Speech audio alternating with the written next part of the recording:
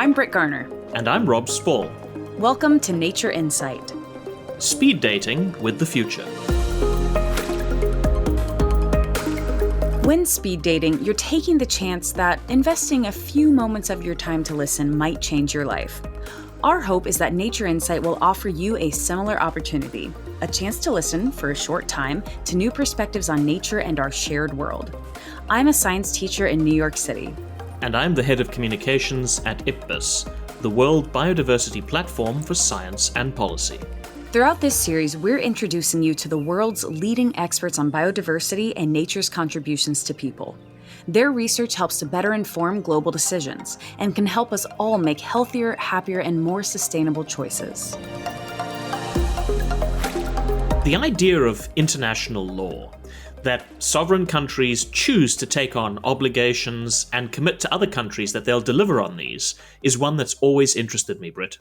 Well, in that case, who are you introducing us to in this episode? I'm going to be speaking with Dr. Michelle Lim, Senior Lecturer at the Macquarie Law School in Sydney, Australia. Michelle was a fellow on the IPBES Global Assessment, and you might remember, Britt, that assessment identified governance as one of the major indirect drivers of biodiversity loss. Now, we know that laws are important parts of governance, but I asked Michelle if law is also an effective tool in tackling the nature crisis. The key message coming out of the IPBES Global Assessment and a range of other assessments, this need for transformative change across economic and social systems. And yes, law can be a key part of that transformative change, and it needs to be. It allows and enables large-scale action. A lot of, you could say, the neoliberal narrative is that individuals playing their part can solve the nature crisis, when really what is needed is, yes, individual actions are so important, but being able to bring together not only individual action, but corporate action and government action, that's where the transformative change can happen. And we see this with masks and COVID and the role that law can play. When masks are mandated, then you're seeing a much greater use of masks, not only because of the legal mandate, but because of the behaviour change it creates because something is legally mandated. So I think, therefore, it can similarly have an important role in shaping how people act in relation to nature. One of the big discussions that came out from the IPBES Global Assessment was that truly transformative change has to be a major shift, not just a gradual change. What does that look like for law? Because it doesn't sound to me like law can change overnight. You're absolutely right, because it isn't just about changing laws overnight. What needs to occur before there can be any form of legal change is that underpinning value change across society of, one, not taking nature for granted, and two, exploring the range of values of nature, not only what nature can do for us, but also our responsibilities to nature and to others. Yeah. And importantly, transformative change in law cannot be something that's restricted to environmental law. Things as broad as media law. A certain media conglomerate has such power over the narratives that are being played out in terms of climate, less so with biodiversity because it doesn't have that same profile, but a need for a change in the way that people are getting information, the narratives around what sort of change is needed, but also changes to corporate regulation as well. So in that sense, not just going, we'll leave it up to the consumer to make ecologically and equitably conscious choices.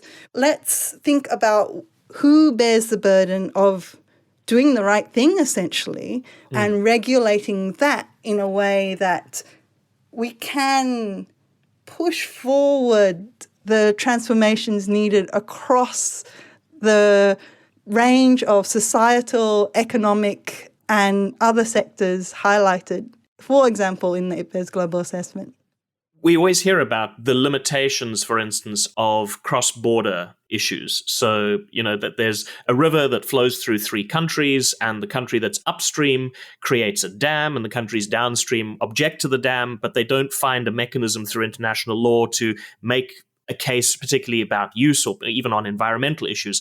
I mean, can international law enforce environmental protection?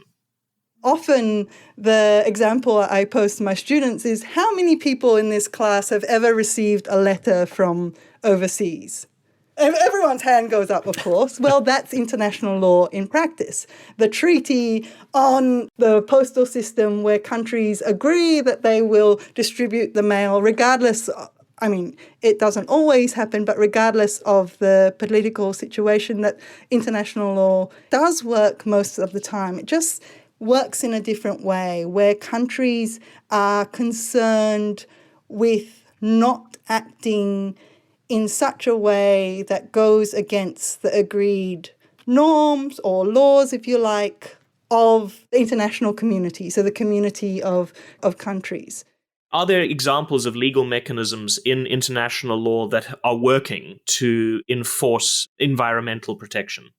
Yeah, so CITES, the Convention on International Trade in Endangered Species, is a really good example of where trade mechanisms have been very effective to control, as the name suggests, right, the trade of endangered species. So through the use of its trade mechanisms, allowing those restrictions to be placed on either the importing country, or it allows the country where the endangered species comes into to be confiscated, and those sorts of things. There's limitations, of course, that it deals only in the trade of particular species, which are an important but not the only driver of biodiversity loss, and then only in endangered species, but then those trade mechanisms are important as well. Trade certainly then sounds like one example where it works.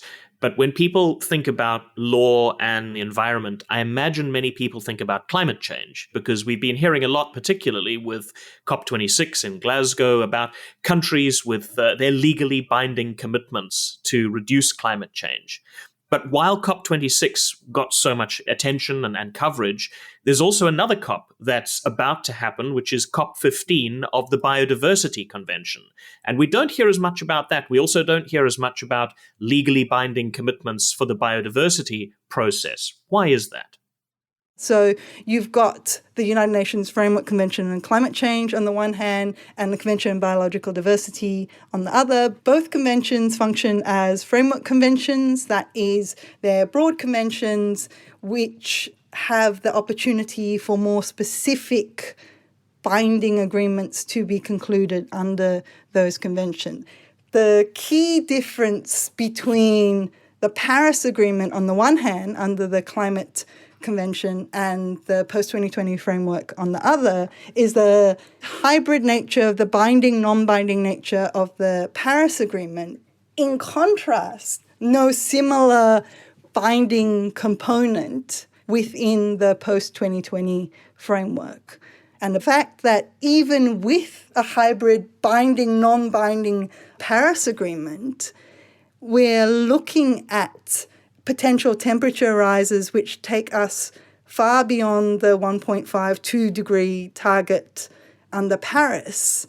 It bodes terribly when there isn't even the level of Paris in terms of the legal commitments of states to the post-2020 biodiversity framework.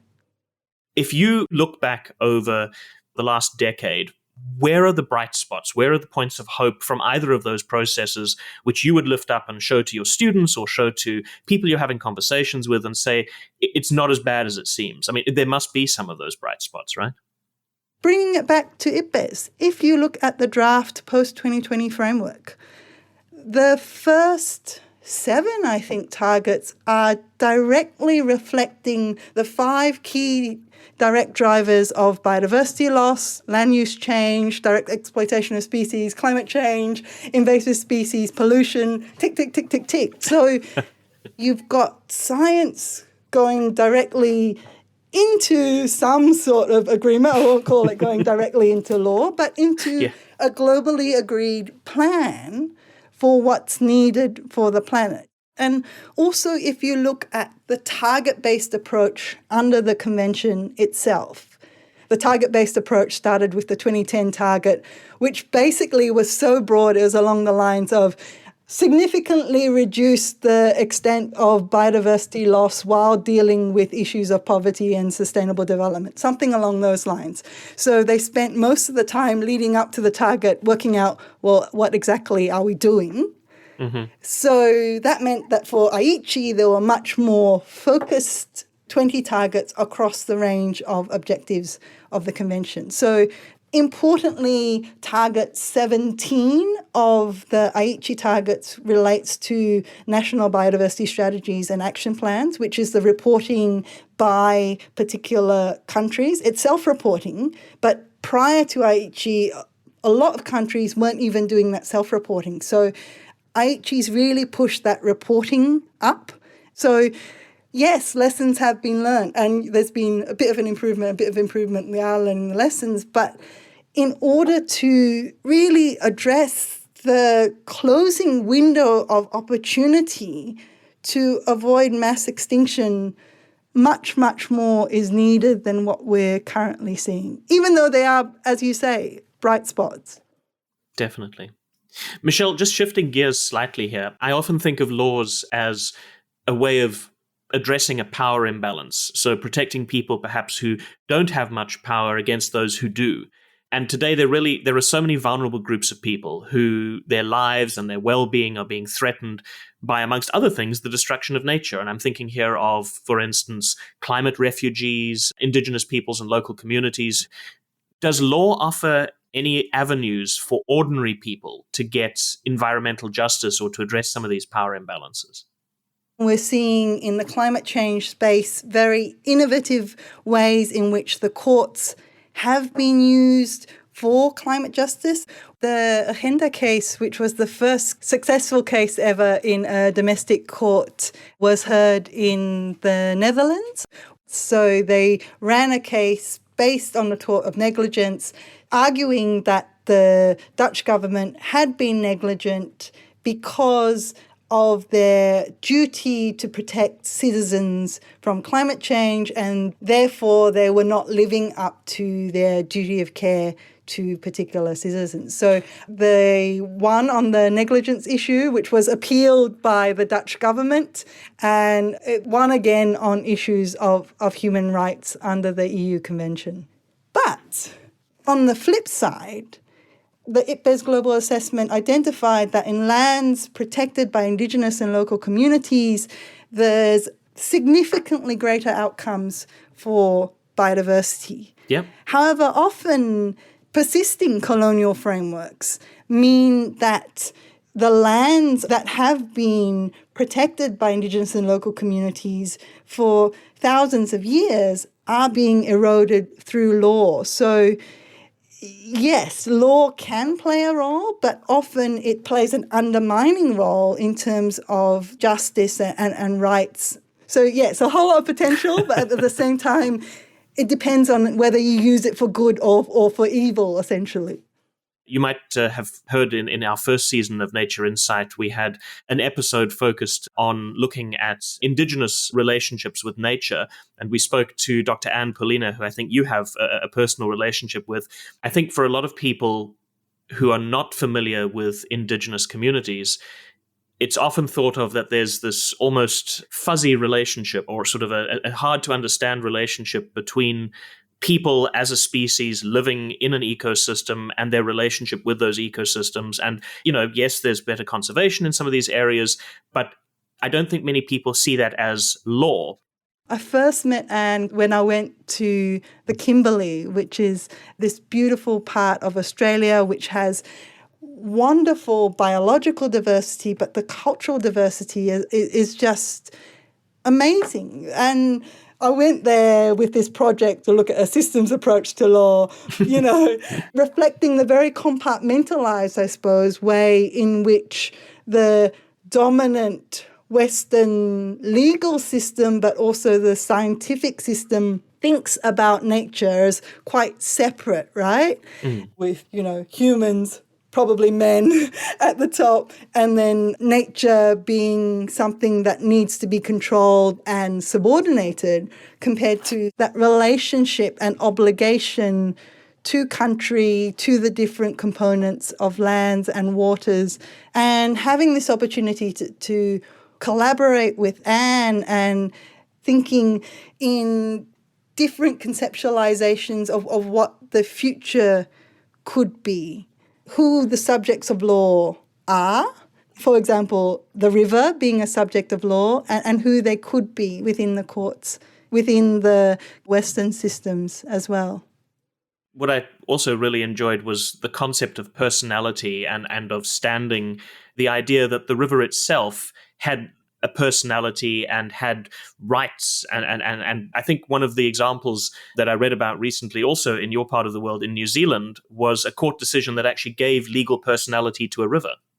So that's the Whanganui case in New Zealand. And a lot of my discussions with Anne was what sort of possibility is there for something similar to occur in Australia. And I won't bore you with the history of the different colonial and constitutional differences which make it difficult here, but important to highlight the work that Anne, the range of communities along the river have done in the absence of the Western legal frameworks recognising the legal personhood of the river. You've got communities along the river, and they've come together with their own declaration for the river and an 8-point plan of what it means to give effect to Indigenous law.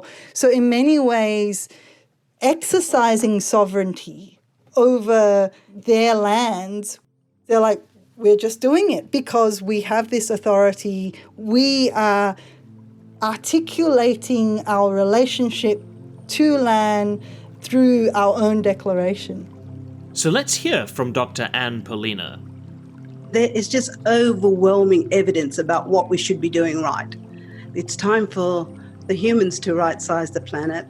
We are an amazing creature because we are human beings. But in order to reach our full potential and to bring others with us, we have to realize that what we're going into requires a level of being brave. You can listen to more of what Anne had to say to Brit in episode 2 of season 1 of this podcast.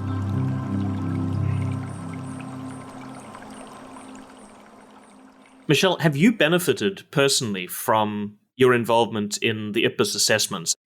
What I've really enjoyed of being part of the global assessment as well as the IPBES IPCC report is if you're looking to consider how do we make laws that are fit for purpose, that can address and can deliver the transformative change called for by the IPBES Global Assessment, to have had those interactions with the multiple experts across so many disciplines and having exposure to that cutting-edge knowledge, that brings so much to the research I do now, because you can then evaluate existing legal frameworks through that lens. You can say, how does this law deal with the issue of telecoupling, for example, which...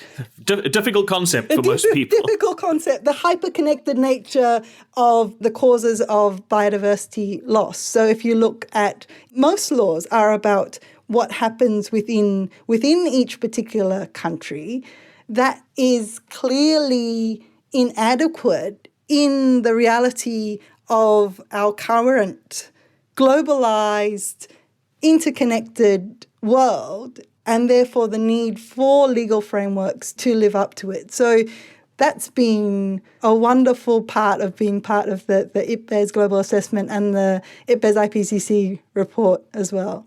But also the other way around, saying bringing a degree of legal voice and legal perspective into the science policy interface, I think that also has great value. So I always like to end an interview with a blue sky question. So here's one for you, Michelle. If you could change any one thing about how the international legal system operates today, what would it be? I might be a bit cheeky in my response because changing any one thing is a big ask. But I think it's key that we address the fundamental underlying values that drive the existing legal system and are perpetuated by them when they go into law, as the IPBES Global Assessment calls for, to shift away from notions of nature which are about either commodifying nature or perpetuate consumerism and overexploitation. So getting that right, I think, is key. And then also thinking about how to do that within our hyperconnected world. So rethinking the international law system. So it's not just about the international law framework, but how those links occur across the various scales. For example, in the climate space, how the EU is regulating the actions of Australia on climate, not through an international law space, but just the EU limiting the import of goods from Australia.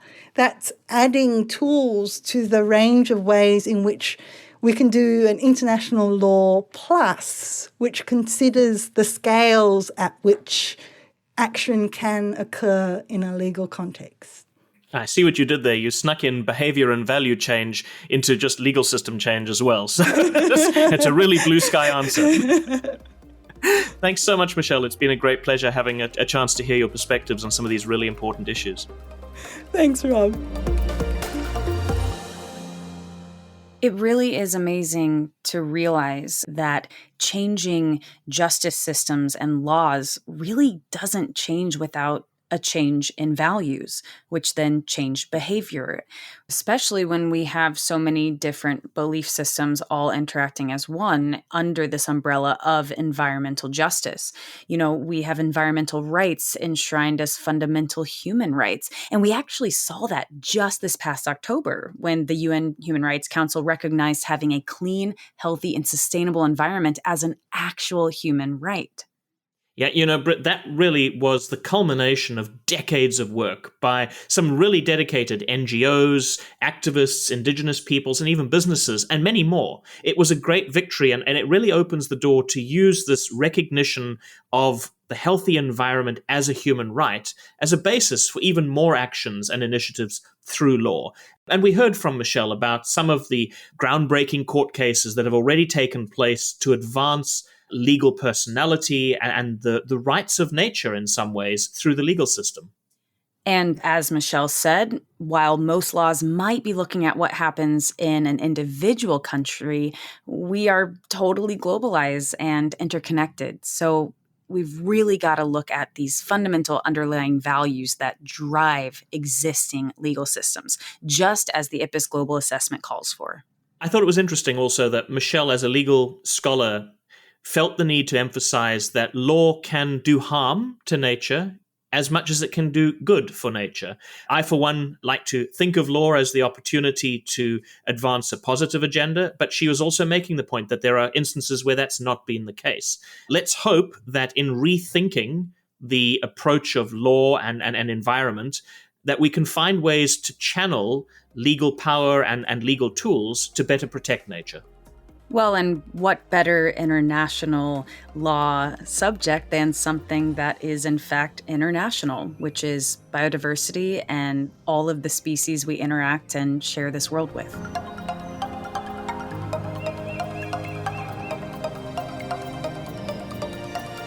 That's it for Nature Insight, Speed Dating with the Future. I'm Rob Spall. And I'm Britt Garner. And again, a big thanks to Dr. Michelle Lim for joining us in this episode.